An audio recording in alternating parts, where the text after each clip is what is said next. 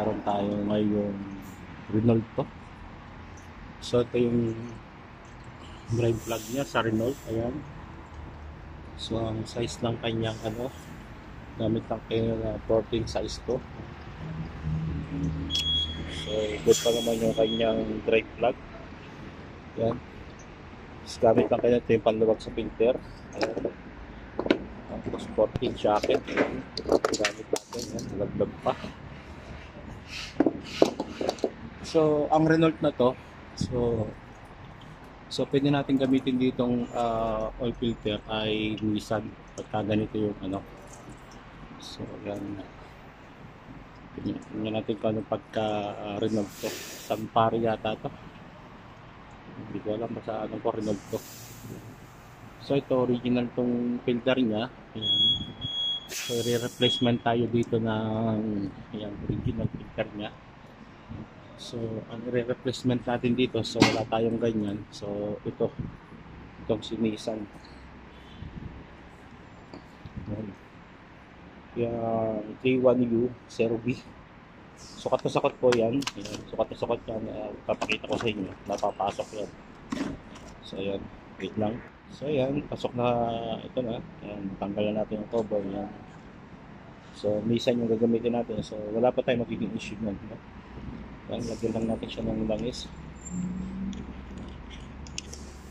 Lamisan lang po natin yung pinaka-rubber niya. Ayan. Basahin natin na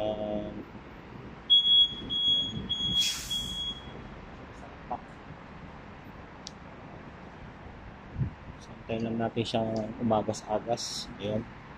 Bago natin siya ibalik. So, tapos yung pinagpapatuloy niya talaga. Ayan.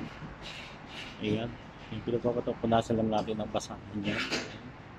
Tanggalin na natin yung mga putik-putik dun sa gilid niya. Ayan. So, ayan. Punasan niyo na po yan para matanggal yung mutak-mutak niya dyan. Ayan.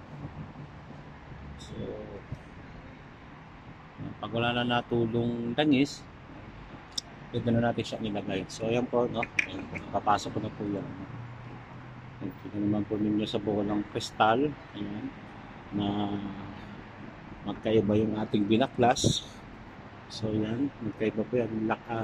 Haba lang po yung pagkakaiba niya. Pero yung butas po niya sa loob at saka yung pinaka-diameter niya ba tawag yan? Ayan, pinaka-bilog niya. So, lang. So, wala pa magiging issue niya. So, ito, hand-tied lang. Ayan. Hand-tied lang natin siya. Ayan. Hand-tied ko lang siyang ganyan. Huwag mo natin siya higpitan. So, yan. Kaya po natin nilalangisan yung goma para paglapat dito sa metal, hindi siya masisira. Pag nagpihit po tayo ng mga ganitong dito po sa pinakapuno natin siya ilagay. Kasi diyan po yung pinaka-part na matigas niya eh. No, ayan. Ayan. Kaya habang hinigpitan to, nakapit po kasi yan. Ayan. Okay na yan. Dutch boy na yan. Ayan, di ba? So yan, kita-kita nyo naman. Tapos yan, antayin nyo lang yan na mawala yung agas-agas niya. Yan. Dito may tulo-tulo pa. Siguro babaero to. Yan. Nagkatulo. So, hindi ko alam kung ano to. Para saan to? Para saan to? Ano ba to? Renault pa na to? Ang galing ng Renault ah. So yan, walang nakalagay. Hindi naman siguro sa power steering niya to. Sa aircon. Aircon nga ba? Ay, hindi. Yung aircon niya eh. Yung aircon niya. Hindi ko alam kung saan to. Para saan to? Hindi niya natin. Kung saan papunta. Ay, alam ko na. Sa power, ito na nga yung power steering niya. Hindi ko alam kung ito supply eh. Oh. Papunta po sa yun. Papunta roon. So, napunta dito. Dito. Sa steering rack niya. So, pinaka-steering rack niya ang tawag yan. Ayan. So, galing. Naka-separate pala to. Separate. So, ayan. Ito yung tangke ng remote. Ayan. So, check natin. Naka-disc brake siya. Ayan. So, tingnan natin pagka-Renault niya. Renault po yan. Ayan. Sapri. Sapra. So, ayan. Pag wala na yung agas-agas, yan, pwede na natin siya isarado. Yan, pause muna tayo, fast forward. So yan, pag ganyan tulo na, tumutulo-tulo na, yan, so, pwede na natin siya close na natin. So pag pabalik natin ito, hand tight only. Hand tight, bago natin gamitan ito yung shock.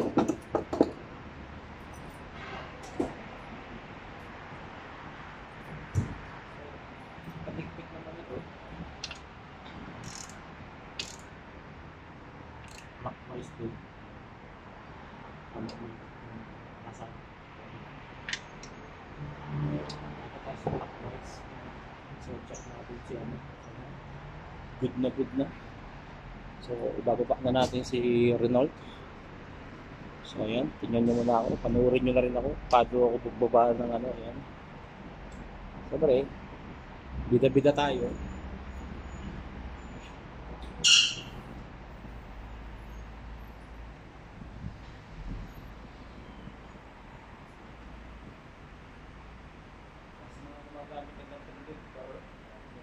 Apat na arm nito, make sure na nakasakto siya ng mabuti kasi ang tayo nakikita nito na bumabaliktad.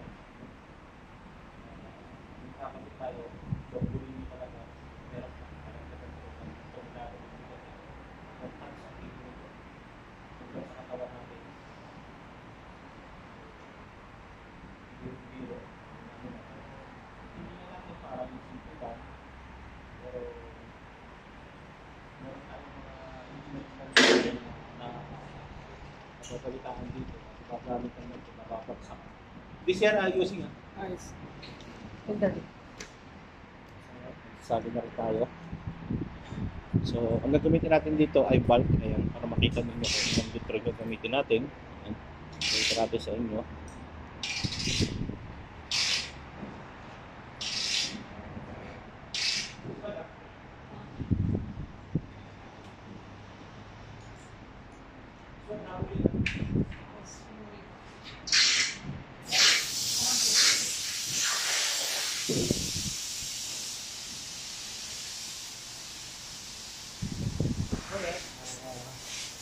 So, may natitira pa tong ganito, so i-reset lang natin yung long press. So nakita natin yan sa 0-0. So ito naman yung kalinan nyo ng langis. Ayan.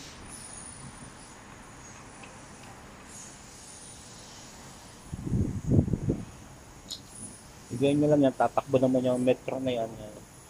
Papunta doon, yan. Papunta doon, sa taas nyo yun.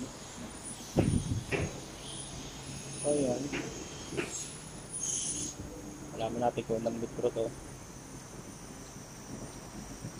Salo muna tayo dito sa kanya ng tatlo. So may dipstick naman to. Hindi naman natin to, hindi naman kayo maliligaw. Yan, kung hindi nyo kapisado.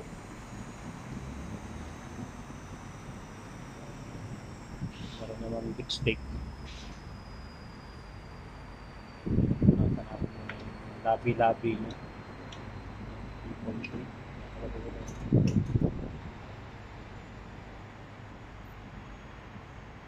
Kasi ang mga Renault, hindi tayo masyadong familiar dito, kaya hindi ko masabi kung ganito po agad ba.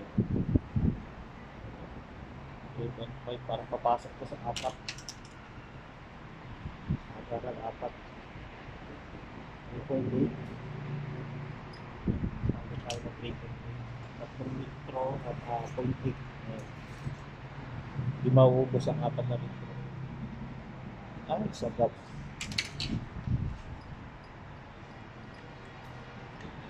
Apat na litro.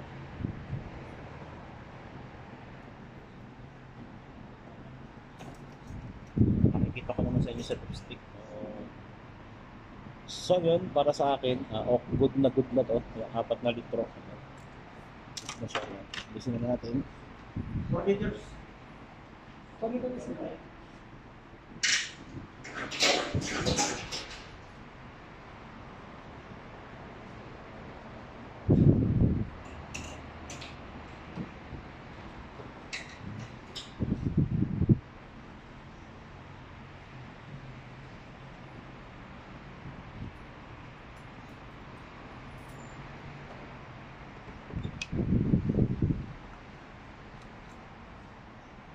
Ayan, sarap. Pag lumagitik na kami. Good na yung ating pagsarado. So, ayan.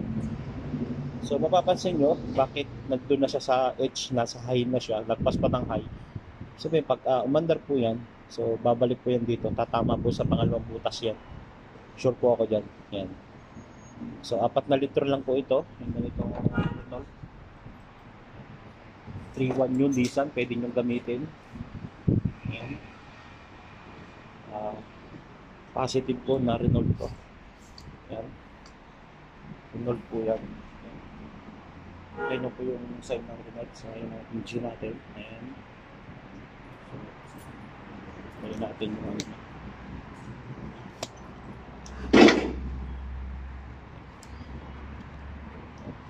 yung arm ng ating lifter. Ayan, tanggalin natin.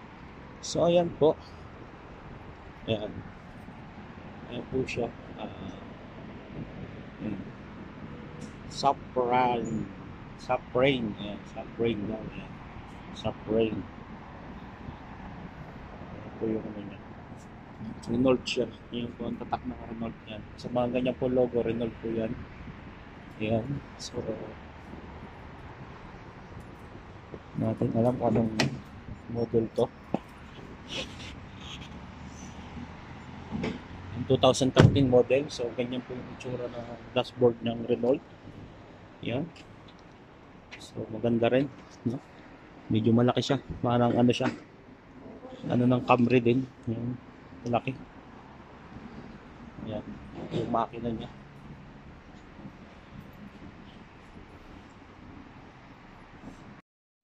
Ito naman ang air filter niya ng Renault. Tapos ito po yung kanyang brake fluid. So pag ganito po yung ating battery, may butas na ganito at nakikita nyo yung green po, ibig sabihin po niyan, ayan po may guide naman. Pag green, okay na okay pa yan. Tapos pagka black, charging. Pagka puti na siya, replacement. Parang yung X mo, yan. Pag kulay green yung X mo, good na good pa. Yan. Pagka yung kulay itim na yung X mo, kulay itim na, so charging, so kailangan mo ng kargahan. So yan, pagka puti na, palitan mo na. Yan, pero sa ngayon, kita nyo naman sa camera, okay na okay pa siya, no? So yun. So ito po yung isa nating ano, ayan, luluwa ng tubig lang ang gamit niya. So may kalakalawang na, yan. Kaya lagi kong nire-recommend sa mga nag-video ko na ano po tayo, gumamit po tayo ng coolant para hindi po magkaganyan yun ng kulay ng ating, kasi po yun anti ano yun anti kalawang yan yung ating coolant. Tapos may coolant pa na anti-freeze na mas mabilis siyang lumamig. Yan, meron po tayong ganun na coolant na ginagamit dito sa Saudi dahil alam naman natin na napakainit dito sa Saudi, no? So ito naman yung rubber mountain ng ano, yan, engine support nya, yan, ng Renault. So yun, good na po tayo dyan. Yan, salamat po ulit sa papanood niya sa aking vlog. Yan, thank you. Yan, thank you po sa inyong lahat dyan. Yan, good na tayo ulit dyan. Mukhang vlog na tayo. Thank you po sa inyong lahat. God bless po.